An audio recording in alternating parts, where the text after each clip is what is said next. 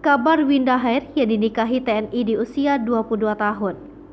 Masih ingat Winda Hair? Begini kabar Winda Hair sekarang usai dinikahi seorang anggota TNI.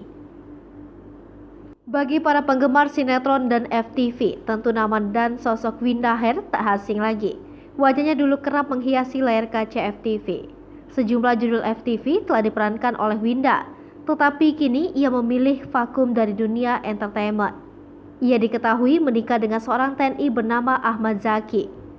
Winda menikah di usia yang sangat muda, yakni 22 tahun.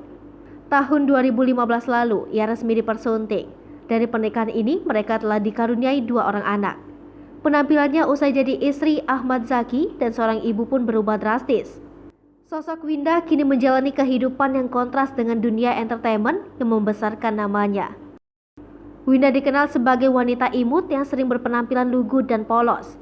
Dulu memiliki wajah imut dan senyum yang manis, sampai-sampai membuat Winda disebut mirip dengan artis Korea. Kini ia tampak memiliki tubuh yang lebih berisi. Kehidupan Winda yang semula sebagai pesinetron memang berubah drastis karena telah menjadi ibu rumah tangga sekaligus ibu persit.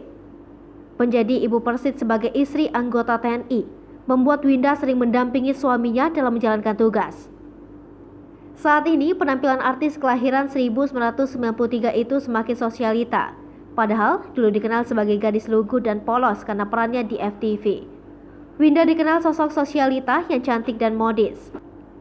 Meski kini tampil modis dan terlihat sosialita, tetapi Winda tetaplah seorang ibu multitasking saat berada di rumah. Tetap mengerjakan pekerjaan rumah dan penampilannya di rumah jadi sorotan. Seperti apa penampilan Winda saat ini? Yuk kita simak penampilan Winda Hair saat ini. Ini penampilan Winda yang disibukkan segudang aktivitas menjadi seorang persit. Winda bersama keluarga. Meski ia dan sang suami sama-sama sibuk, Winda tetap menghabiskan waktu bersama keluarga untuk liburan. Winda dan sang suami mengajak sang anak-anak libur bersama. Tetap buka endorse. Seperti kebanyakan artis lainnya, Winda tetap membuka endorse. Bahkan ia melakukan endorse di dapur rumahnya.